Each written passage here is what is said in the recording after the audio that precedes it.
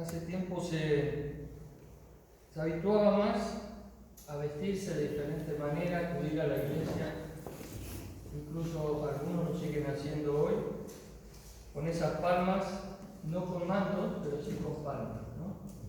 Con ramas.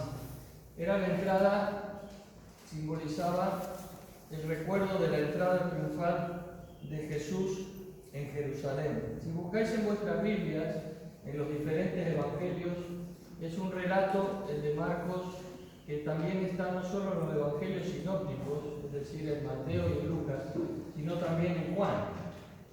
Y podemos encontrar diferentes detalles en cada uno de los 4 evangelios.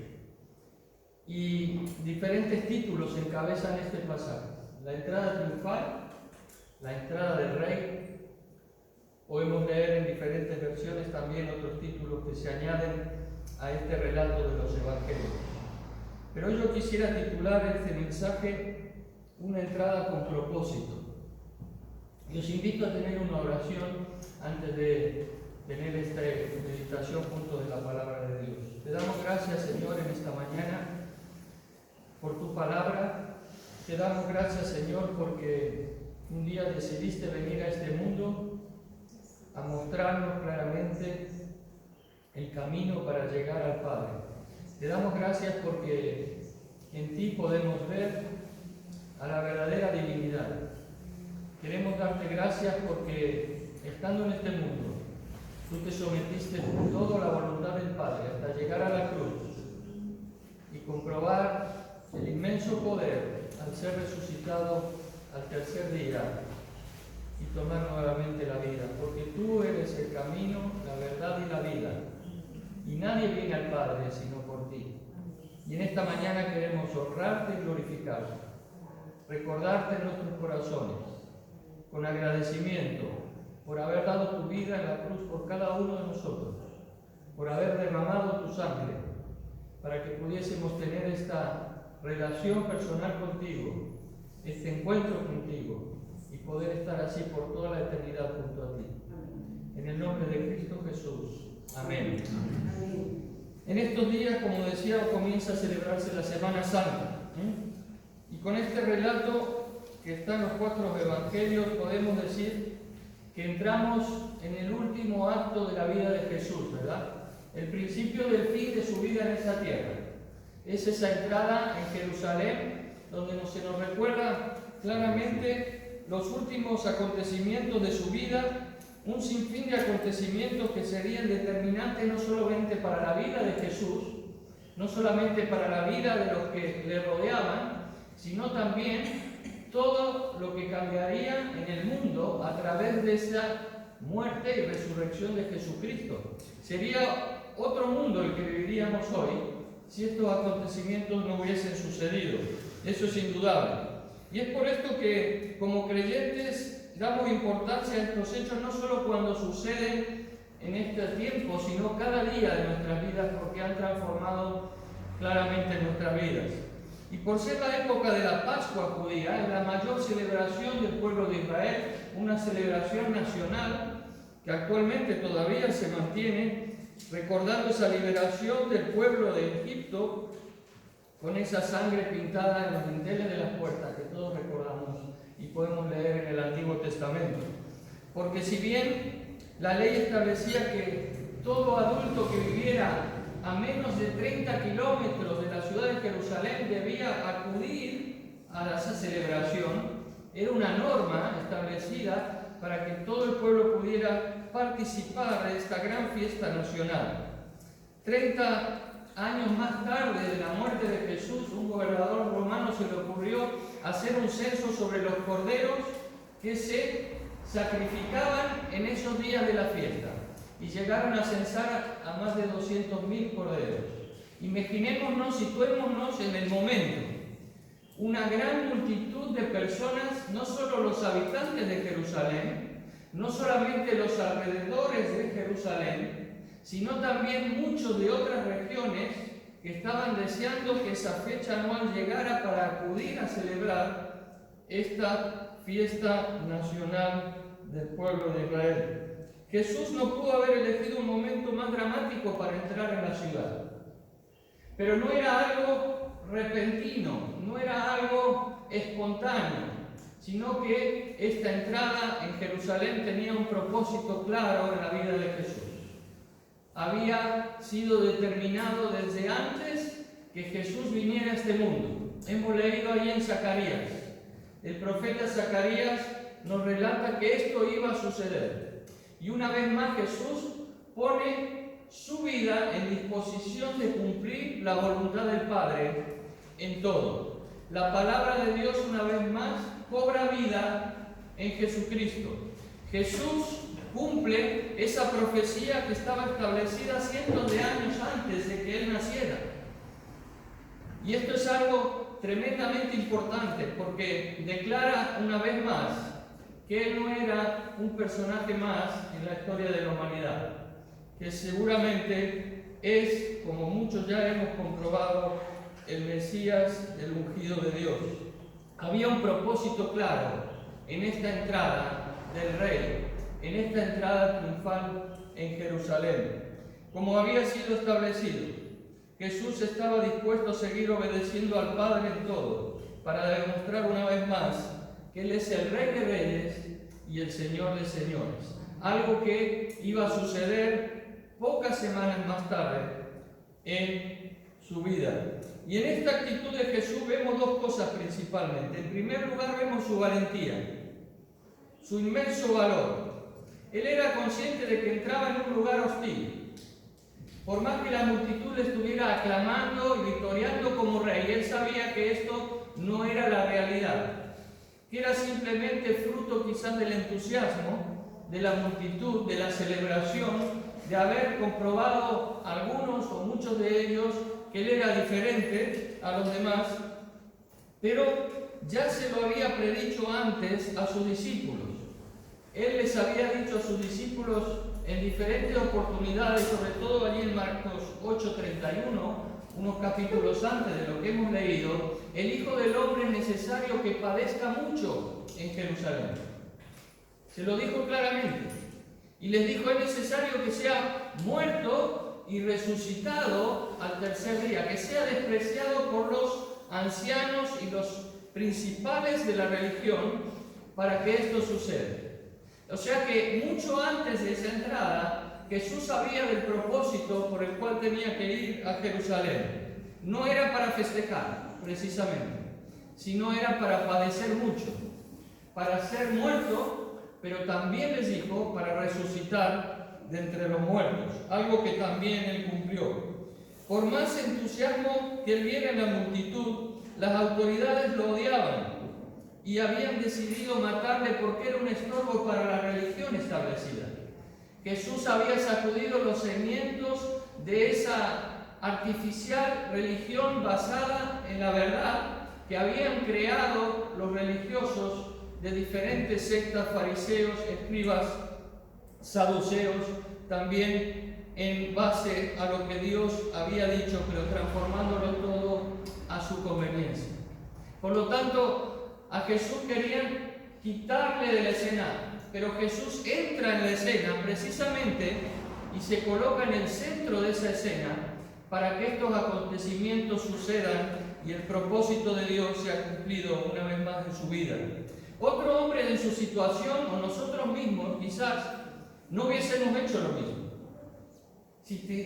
Tendríamos que haber entrado o quizás lo hubiésemos hecho de noche, no planteándonos presentarnos en la misma escena ante la multitud y ante todos los principales, ¿verdad? O quizás lo hubiésemos hecho de otra manera más disimulada. Pero la entrada de Jesús de esta manera tenía por objetivo cumplir el propósito establecido por Dios desde antes de la fundación del mundo, el plan de salvación que Dios había establecido para cada una de nuestras vidas. Jesús entró en Jerusalén de una forma que lo ubicaba con toda la intención en el centro de la escena de esta festividad, en el mismo centro. En Mateo 21:10 dice, toda la ciudad se conmovió diciendo, ¿quién es este? Toda la ciudad, imaginémonos que entra alguien en la ciudad y toda la ciudad pone su mirada en esa persona, diciendo: ¿quién es este que entra en Jerusalén de esta manera, en el mismo centro de la escena? Vemos el tremendo valor de Jesús, de enfrentarse a estos acontecimientos de muerte, de padecimiento, y lo hizo por amor a cada uno de nosotros. Pero Jesús también nos muestra una afirmación clara sobre sí mismo. Nos muestra sin ninguna duda de que Él es el Mesías de Dios, el ungido de Dios, a través de esta entrada que Él hace. Poco antes, Él les había preguntado a los discípulos: ¿quién dicen los hombres que es el Hijo del Hombre? Es decir, ¿qué piensan los demás acerca de mí? Y le dijeron: bueno, muchos piensan que eres Elías o que eres alguno de los profetas. Pero Pedro le dijo: tú eres el Cristo, el Hijo del Dios viviente. Si hubiera aceptado afirmar que él era un profeta más, es muy posible que nunca hubiera tenido que morir como lo hizo. Pero Jesús nunca afirmó que era un profeta más. Y le dijo: esto no te lo ha revelado Pedro, sino mi Padre que está en los cielos. No es que te lo hayas aprendido, sino que Dios mismo, el Padre, es el que lo ha puesto en tu corazón. Y esto es lo que también Dios ha puesto en el corazón de muchos, después de estos acontecimientos de la muerte y resurrección de Jesús. Como muchos de los que estamos hoy aquí, que Jesucristo verdaderamente es el Hijo de Dios. Y le dijo Pedro: tú has afirmado esto, pero yo ahora te afirmo otra cosa, que sobre esta declaración que tú has dicho, yo edificaré mi iglesia. Sobre la base de que Jesucristo es el Hijo de Dios, es que se edifica la iglesia de Jesucristo.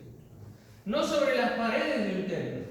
Jesús entró en Jerusalén y se enfrentó al templo. Enfrentó al templo a los mercaderes del templo, enfrentó en el templo a los que llevaban la administración del templo, se enfrentó a los religiosos de su época, porque lo que Jesús venía a afirmar no era una religión más, sino que es verdaderamente el Mesías, el Hijo de Dios. Y como Hijo de Dios, Él no acepta otro lugar que el lugar supremo. Por eso se situó claramente en el centro de la escena. Y si Él un día entró también en tu vida, Él reclama el centro de la escena de tu vida. No hay otra manera de relacionarse con Dios a través de Jesucristo que no sea dándole el primer lugar en nuestra vida. Y eso es lo que Dios reclama. Ese es el propósito de Dios para la muerte y resurrección de su Hijo amado. Que Él pueda ser el centro de tu vida, para que Él pueda mover tu vida hacia su voluntad y su propósito. Si bien el actor principal es el Señor, hay otros actores en la escena. Uno muy simpático, ¿verdad? ¿Quién? El burrito. Es notable la traducción que hacen los evangelios. Un pollino hijo de asna. No le digáis pollino a nadie, ¿eh? Un burrito que eligió Jesús para entrar en Jerusalén. Y este animal es uno de los instrumentos que Dios usa y que Jesús está usando ahora para cumplir precisamente el propósito. Dios no necesita a nadie para cumplir sus propósitos, ni a ti ni a mí tampoco. Pero Dios quiere que seamos instrumentos en sus manos, ¿verdad? Y Él puede usar, dice, hasta las piedras para que hablen de Él. Pero nos da la posibilidad de ser usados por Él si nos ponemos en sus manos. ¿Por qué lo eligió? ¿Por qué no eligió otro animal? ¿Por qué no eligió un caballo, por ejemplo, para entrar en Jerusalén? Era costumbre usar también otro tipo de animales. En Occidente el asno es un animal casi despreciable, ¿verdad? Le decimos: tú eres un burro, cuando queremos insultar a alguien. Pero en Oriente es un animal muy valorado, como lo era mucho antes también, en casi todo el mundo.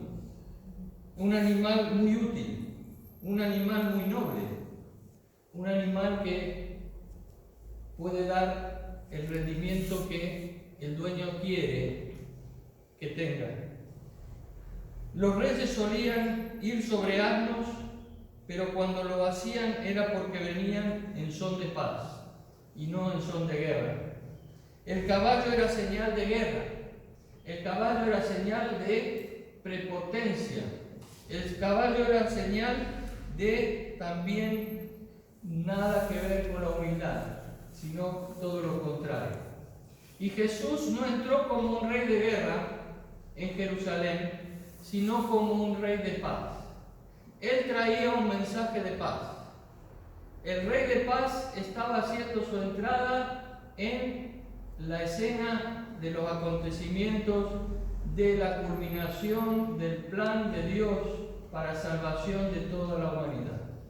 Y lo que Dios venía a establecer en Jesucristo es paz.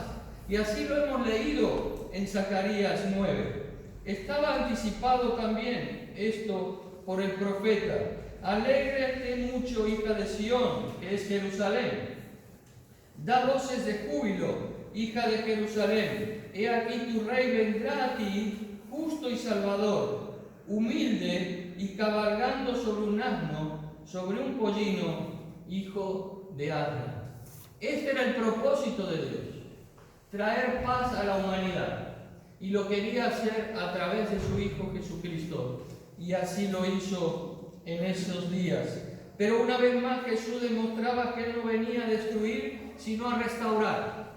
Él no venía a condenar, sino a perdonar.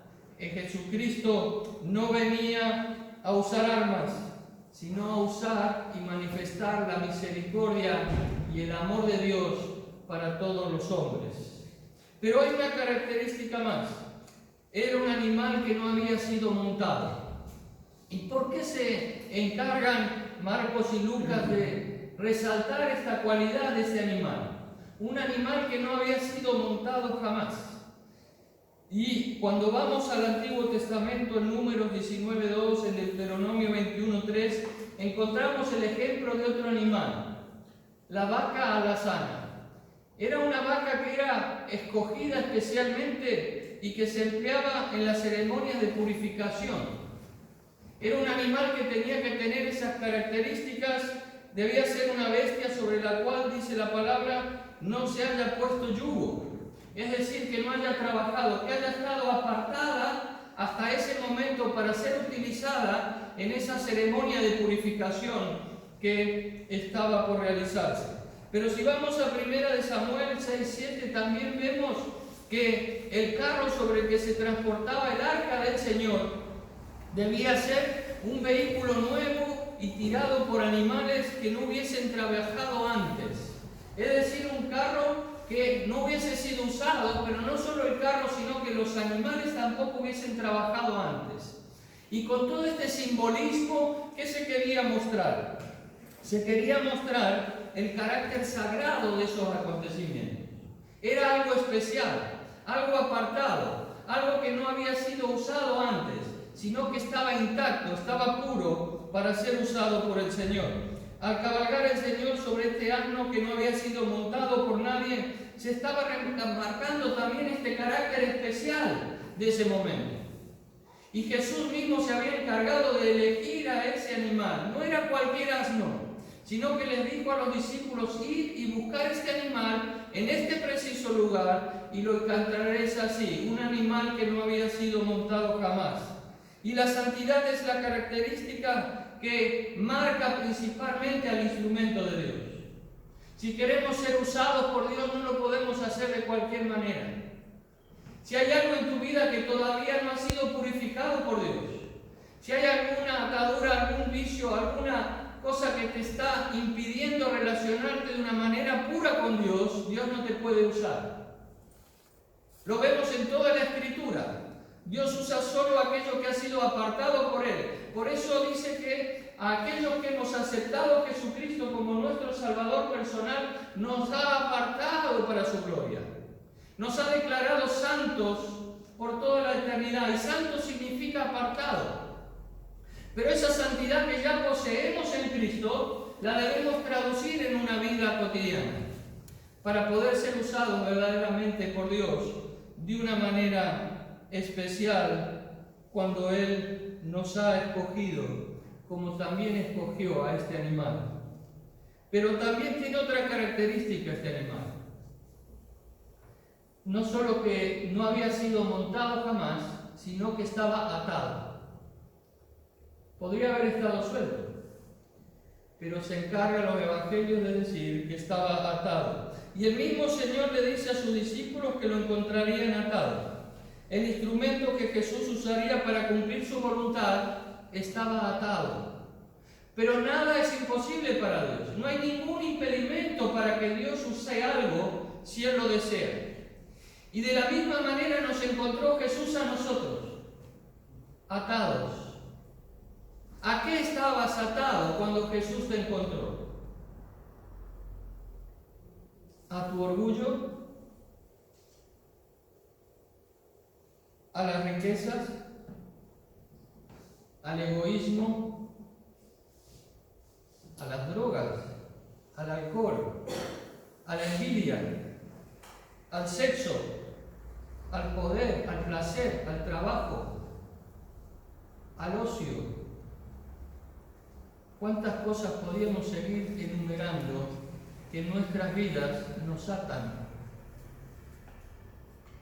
Pero cuando Dios nos encontró, seguramente y absolutamente es así, estábamos atados a algo.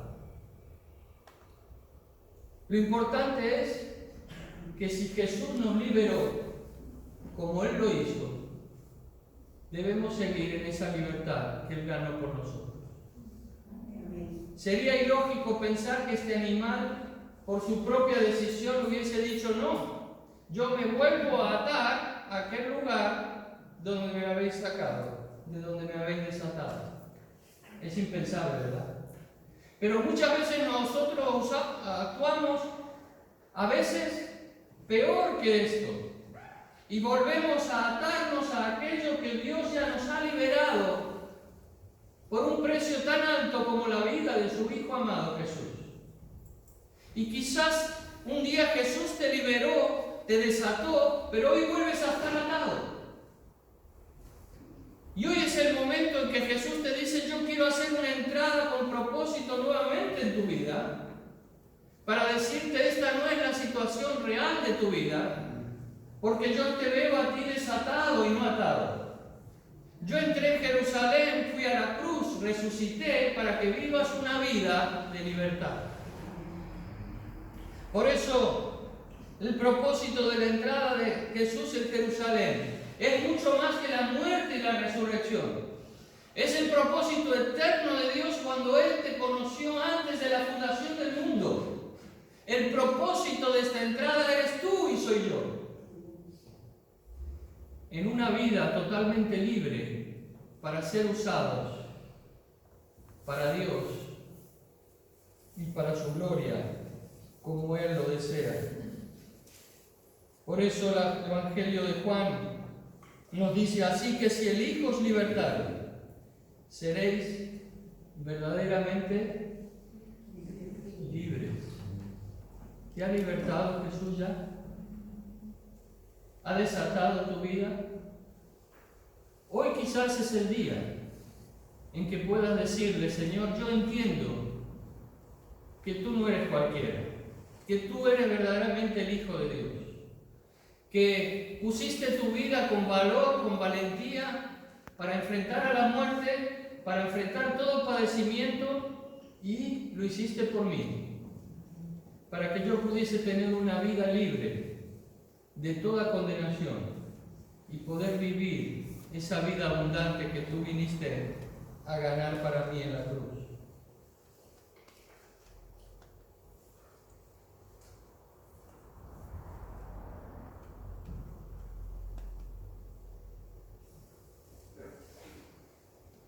Hay otros personajes más, aparte de Jesús y aparte de este animal, y es la multitud. En la multitud podemos observar diferentes clases de personas. Quizás muchos de estos perfiles que vamos a ver ahora, de este tipo de personas, estén en la actualidad. Creo que sí. Y quizás nos podamos identificar con alguno de ellos que están en la multitud, o quizás no. Pero Jesús fue recibido como si se tratara de un rey. Y en realidad todavía no lo era. Jesús iba a ser rey, ¿cuándo? Cuando Dios lo declarara rey de reyes y señor de señores. Como dice el apóstol Pablo a los filipenses, no tuvo en cuenta el ser igual a Dios como cosa que aferrarse, sino que se entregó al padecimiento, estoy parafraseando, para que una vez muerto y resucitado, Dios le diera un nombre que es sobre todo nombre, y para que toda lengua confiese, para que todos de rodillas digan: Jesucristo, tú eres el Señor de señores. Esto no había llegado aún, pero la multitud ya le aclamaba como rey. ¿Y por qué le aclamaban como rey? Porque le veían como un rey diferente a lo que Dios había establecido. Estaban esperando otra clase de rey. Y entonces tendieron sus mantos en su camino, y eso fue lo que hicieron los amigos de Jehú cuando fue proclamado rey. Lo podemos leer en Primera de Reyes, donde cortaron ramas de las palmeras y las pusieron al paso de Jehú. Pero también decían: bendito el que viene en el nombre de Jehová. Y esto lo encontramos también en el Salmo 118, 26. Era el saludo que se les daba a los peregrinos cuando llegaban para la fiesta de la Pascua. Bendito el que viene en el nombre del Señor. No solamente era para Jesús. A aquellos que llegaban de otras regiones también se les saludaba así, era costumbre. Pero hay otra palabra que es Hosana, ¿verdad? Esta palabra puede ser, quizás hay diferentes interpretaciones, pero quiere ser también de la frase que hay en el Salmo 118, 25, donde dice: Señor, sálvanos ahora. Es una reducción de esa frase donde se queda en una palabra. Posiblemente algunos dicen en arameo, que era la lengua que usaba Jesús y que se hablaba en el momento de este acontecimiento. Hosana, sálvanos ahora, oh Dios. Era una exclamación, pero ese había perdido el significado y se había mantenido simplemente como una salutación, como una expresión de bienvenida, de alabanza, ¿verdad? Pero el significado inicial era este: Señor, sálvanos ahora. Imaginaros a la multitud diciendo algo que todavía no había pasado. Rey, diciendo algo que quizás ni entendían, Hosana. Pero en realidad sí estaban dando el significado verdadero a lo que iba a acontecer. Sin saberlo, quizás. Estaban diciendo: Él va a ser el verdadero rey. No el rey militar que nos va a salvar del Imperio Romano. No el rey que nos va a librar de este yugo de religión que tenemos sobre nuestras cabezas y que nos oprime. No el rey que nos va a liberar de esta opresión económica de pagar impuestos constantemente y no poder ni vivir. No esa clase de rey. Pero sin embargo Dios hasta había establecido que Jesús sería el Rey de Reyes y Señor de Señores. Jehová, sálvanos ahora, te ruego, estaban diciendo. Y eso era precisamente el propósito por el que Jesús estaba entrando en Jerusalén. Para salvarnos no solo a ellos, sino a todos nosotros. Hosana, Hosana, bendito el que viene en el nombre del Señor. Pero ¿quiénes estaban en medio de la multitud? Quizás podemos definir en primer lugar a los entusiasmados. Estaban confundidos, quizás no sabían ni lo que decían, no sabían ni realmente lo que estaba sucediendo en ese momento, pero se sumaban. En Mateo 21:11 dice: la gente decía: este es Jesús el profeta de Nazaret de Galilea. No tenían ni idea, ¿verdad?, de quién era el que estaba delante. Pero como se le había puesto este título de profeta, ellos también lo decían. Se sumaban al entusiasmo general. Estos son los emocionales. ¿Y cuántos emocionales hay todavía en nuestros días, verdad? Vamos para allá, todos juntos. No sé por qué, pero vamos todos. Vamos, nos sumamos allí a todos. Levantamos las manos, todos vamos, levantemos todas las manos. Pero no hay una realidad de vida profunda, ni un conocimiento profundo de Dios. Le gritaban rey, pero en realidad pensaban que era un profeta.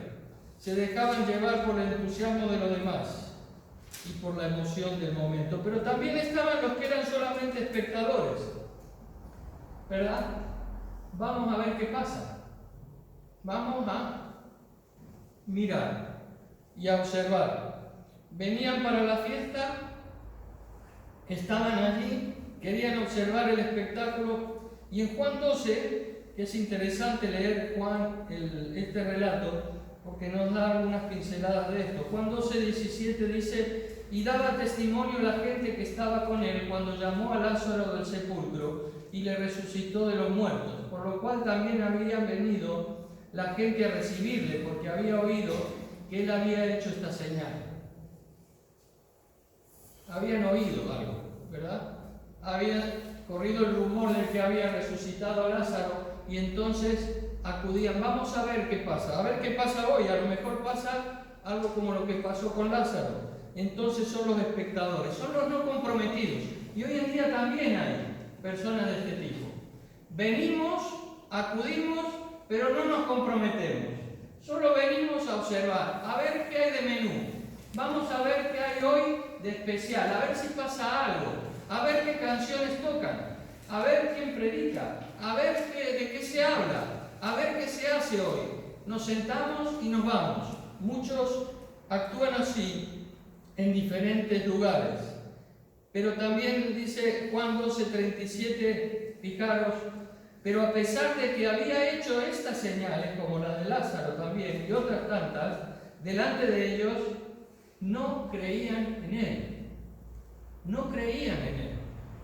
Habían visto señales, pero sin embargo no creían en él. Y esto era su parecer. Pero también estaba otro tercer grupo, podemos decir. Podemos llamarles los tradicionalistas. Vinieron porque era la fiesta y había que venir. Había que cumplir, era una obligación. Por lo tanto, como toca, hay que hacerlo. Pase lo que pase, por obligación hay que acudir, porque hoy es una fecha especial y no se puede fallar. Era domingo, había que asistir. Vivían la religión, no a Dios. Vivían de celebración en celebración. Podemos decir de bautismo en bautismo, como se dice hoy, ¿verdad? Y podemos decir también que eran personas que vivían una vida religiosa, tradicionalista, pero que tampoco estaban en el sentido que Dios quería darle a sus vidas, ritualistas. ¿Y cuántas personas hoy viven de esta manera, pensando que la religión es lo que les acerca a Dios? En la multitud podemos ver a estos tradicionalistas que decían Hosana, Hosana, pero luego al viernes siguiente eran los mismos que decían que crucifícale, crucifícale, en lugar de Barrabás. Por lo tanto, otro grupo de personas. En cuarto lugar podemos ver a aquellos que son ambiciosos, podemos llamarles, o superficiales quizás. Y Juan dice que muchos creyeron en esos días, aún de entre los gobernantes, pero por medio de los fariseos no lo decían para que no los expulsaran de las sinagogas.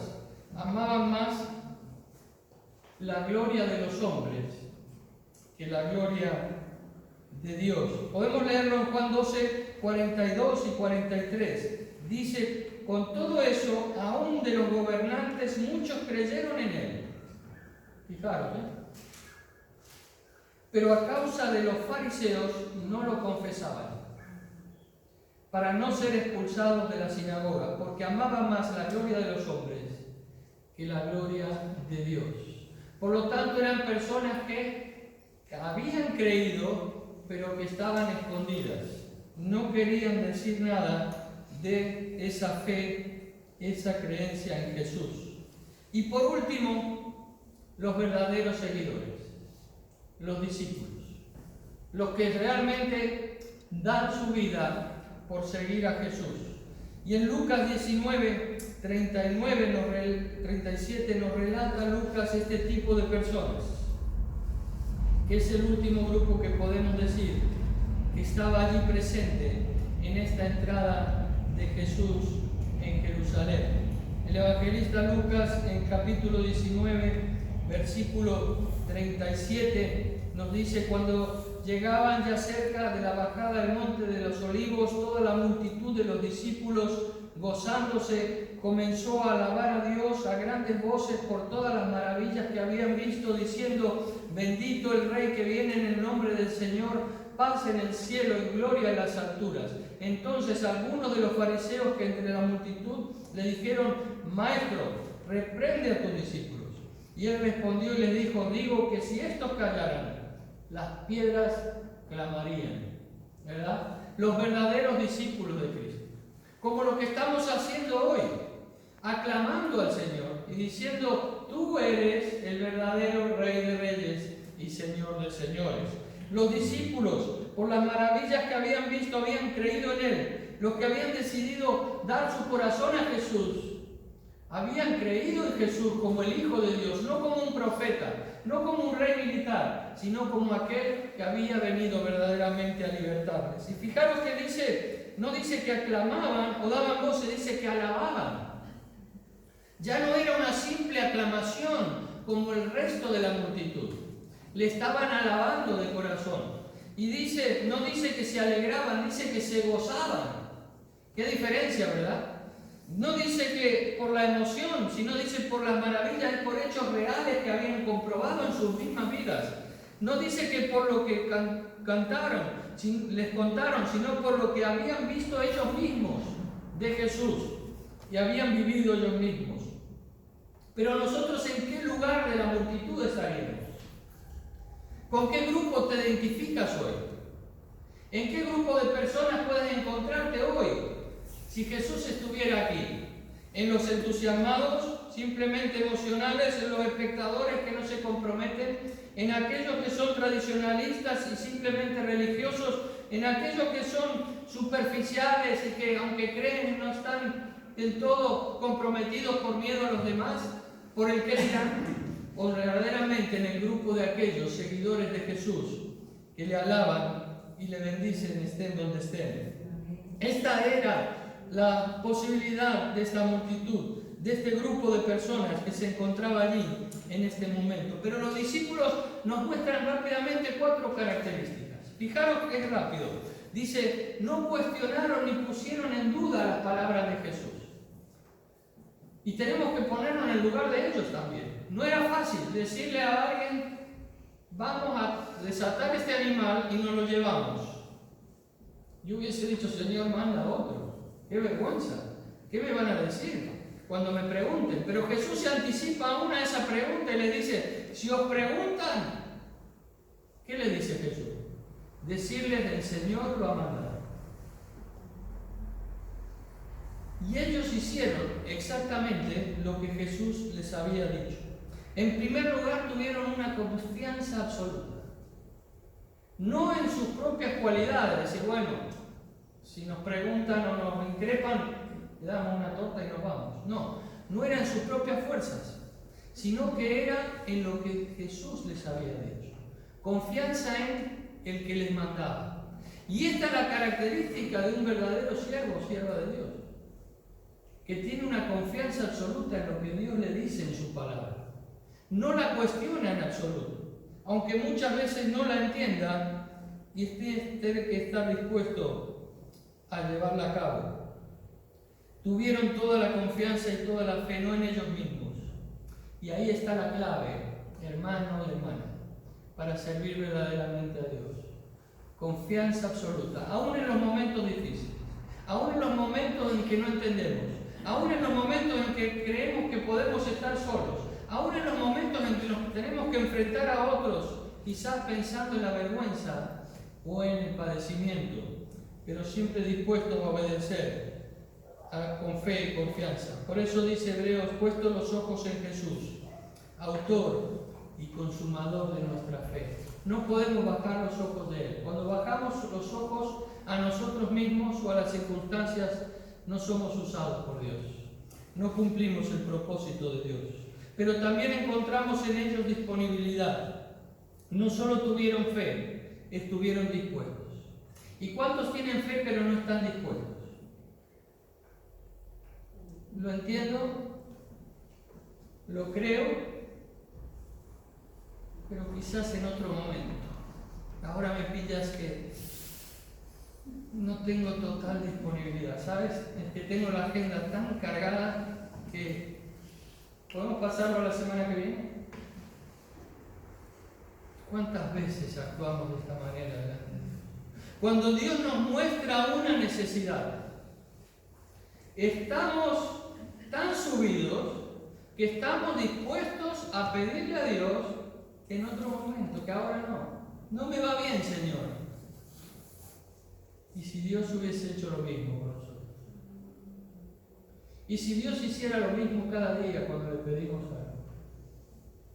Mira, Pablo, vas a tener que aguantarte porque no estoy dispuesto a ayudarte.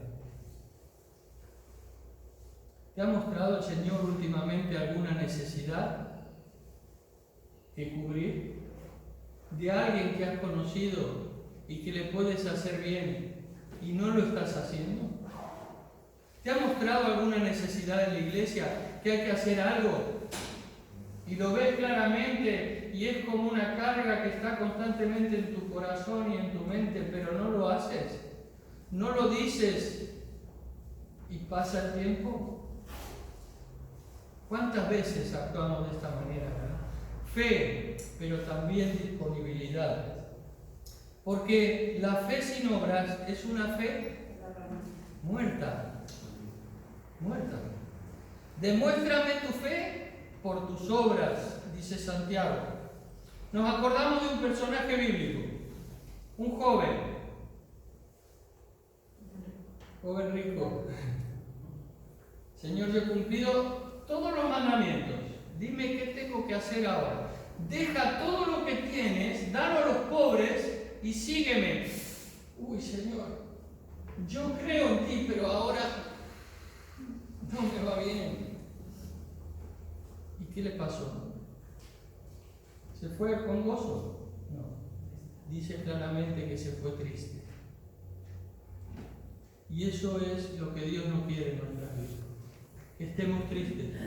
Y para estar gozosos debemos tener fe, pero también estar dispuestos. Pero también obediencia. Ellos entonces, dice Marcos, les dijeron como Jesús había mandado. ¿Y qué sucedió? Les dejaron llevar el animal. Les dejaron llevar el animal. Fe, disponibilidad y obediencia. No dijeron, mira, nosotros nos llevamos este animal porque somos los discípulos de Jesús y tú a callar. No. Dijeron literalmente lo que Jesús les había dicho. Obediencia absoluta. Como le pasó a Josué, ¿se acordáis? Josué recibió el mandato del Señor: no te apartes de este libro de la ley, ni de día y de noche, si quieres tener éxito en cumplir el propósito por el cual te he escogido yo a ti. Y en Josué 11:15 encontramos también que Josué dice que cumplió absolutamente lo que Moisés le dijo de parte de Dios. Dice que obedeció en todo lo que recibió de Dios por parte de Moisés. Y así pudo llegar a cumplir el propósito de Dios de llevar al pueblo de Israel a la tierra prometida. Fe, disponibilidad y obediencia.